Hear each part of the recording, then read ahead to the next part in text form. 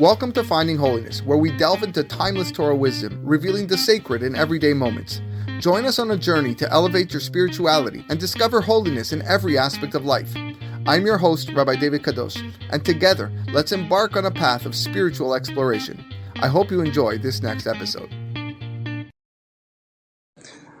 We are on Perek Yud of Masechet Yevamot, Mishna Bet, continuing our studies through this difficult Masechet.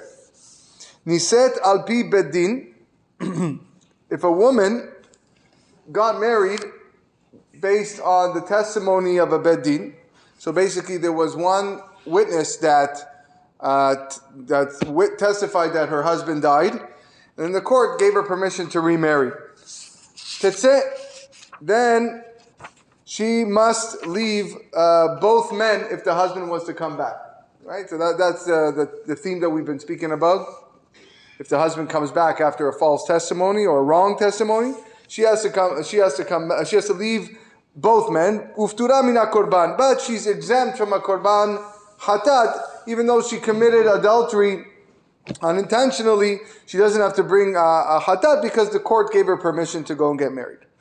However, lo niset al pi bedin, if the woman did not marry on the court's authority, okay, and meaning she was allowed to go marry somebody else because there were two witnesses that said her husband died. She didn't really need the courts to go tell her to go and marry someone. And then the husband came back. In that case, tetzeh, she has to leave both men, vechayevet korban, and she has to bring a korban on for this. Yafeh koach bedin shepotra mina korban. So we see from here that the koach of the bedin, the power of the court, is a little bit better because the permission from the court exempts her from bringing a korban. Horua bedin linaseh. Let's say the court ruled that she can marry, again based on one witness testimony. Vehalcha vekilkela, and she went and acted immorally. She went she married someone else who she would be forbidden to marry, even though her husband had indeed died. She wouldn't have been allowed to marry that man, and that's who she went and married. And then the husband comes back. Hayevet bakorban, she has to bring a korban hatat for this unintentional adultery. Shelo itiruha ela linaseh, because the court gave her permission to marry someone lawfully, and she didn't marry someone lawfully, so she has to bring a korban hatat. Mishna Gimel. Haisha she'alach bala uvna limdinat hayam. A woman, her husband and son, so the husband and the son both went overseas. Uvau ve'amru la met ba'alich ve'achar kach met benech. So somebody came and told her, listen, I got some bad news for you. Your husband died, and then your child died. Both died. Veniset, and she went and remarried based on that testimony.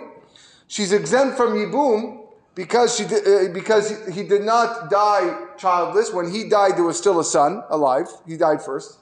So she's exempt from Yibum. And she went and got married to somebody else. A couple years later, fast forward, they came and they told her, I don't know how to break this to you, but it was the opposite. They're still dead, but it was your son who died first, and then it was your husband who died. And now she had to just perform Yibum. So she's bound to the brother, and to the brother of her husband, and she went and she married someone else without performing Yibum or Halitza. So she's forbidden to marry that second husband. So the Mishnah says, Tetzeh, she has to leave her second husband. Ve'avalad rishon ve'acharon mamzer. And any child that she had with the second husband, whether it was before she found out that she'd been forbidden to marry him or after, is a mamzer.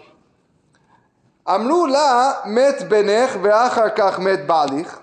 This is the exact opposite case. Someone told her, your child died and then your husband died, which means that the husband died childless. She has to perform Yibum. Venitya bema, and she went and she did Yibum with the husband's brother. And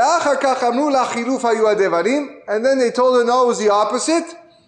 that the husband died before the child, and therefore you're not subject to Yibum, and if you're not subject to Yibum, you're not allowed to marry the husband's brother.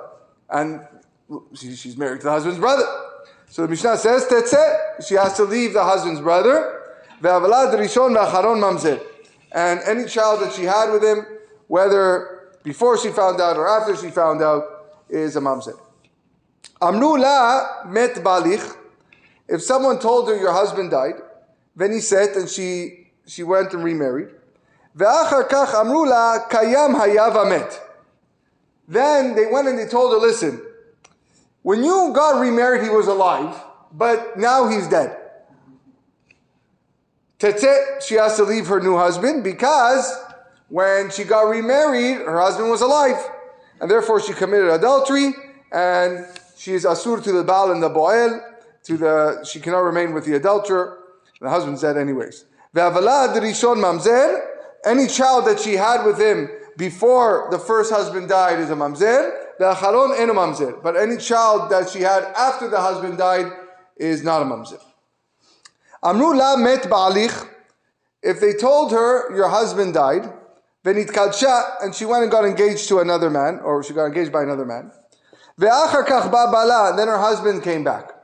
Muteret lachzor lo. In this situation, since the marriage wasn't a complete marriage, and she didn't cohabit with the second guy, so she can go back to the original husband. Not only that, af al pi shenatan la acharon get lo pesala mina keuna. Even if the second husband gave her a get, and he didn't have to give her a get, he just wanted to give her a get, a symbolic get, this does not invalidate her from marrying a Kohen. We know that a divorcee cannot marry a Kohen, but this is not called a divorced woman. Etzo darash Rabbi Elazar ben Matiyah. And this is how Rabbi Elazar ben Matiyah expounded the pasuk that said, Ve'isha gerusha me'isha. That the Kohanim cannot marry a woman who was divorced from her husband. Divorced from her husband means velo me'ish she'eno isha, and not from a man who wasn't her husband. So the chidush is just because you consider yourself married or whatever, and you give a get, that doesn't mean you're now invalidated to marry a Kohen. Otherwise, someone holds a grudge against a woman, he's just going to give gitin all over the place, and then he'll prohibit her from marrying Kohen? No. It's me'isha, from her legitimate husband. That's who the get will invalidate her from marrying a Kohen. Okay. One more Mishnah. Misha halcha ishto limdinat hayam. The other way around now. Man's wife went overseas. Ubau ve'amru lo meta ishtecha. And the witnesses came and said, your wife passed away. Ve'nasat achota. So he said, okay. And he went and married his wife's sister, which we already learned is allowed after a person's wife died. Chas v'shalom. He can marry the wife's sister based on, and that's what he did based on that testimony. Ve'achar kach bat ishto. 2 months later, the original wife comes back. Muteret lachzor lo. She is allowed to go back to him because the relationship he had with the wife's sister was just an unlawful relationship. It was an unlawful cohabitation, but it doesn't forbid him from returning to his wife. Hu mutar bikrovot shniya. Not only that, he's allowed to marry the close relatives of the second wife. At the time men were allowed to marry more than one wife, so he can marry relatives of the second wife. Ushniya mutar bikrovav. The second wife can go marry his relatives. It's as if almost they were never married. It was just, they cohabited prohibitively. And if the first wife did happen to die, he can go and marry the second one. Amru lo meta ishtecha. If witnesses told him your wife died, v'nasa et achotan, he married his sister based on that testimony. Ve'achar kach amru lo, and later other witnesses told him kayemet hayta v'meta. No, she was still alive when you went and married the sister, but now she died. Havlad rishon mamzer. The child that you had with the wife's sister is before his wife died is a mamzer. V'achalon eno mamzer. But a child that they had after the wife died is not a mamzer because at that time they were permitted to marry. Rabbi Yosef says, Kol sheposel al yedei acherim. Any case in which a man's second marriage caused the second wife to be disqualified to others. Meaning, if his marriage to his wife's sister caused her to become forbidden to her original husband, posel al yedei atzmo, he disqualifies himself as well and cannot return to the original wife. So he's more machmir than the Tanakama. But if any case where he does not cause a second wife to be disqualified to others, then he does not disqualify himself and he can return to his original wife.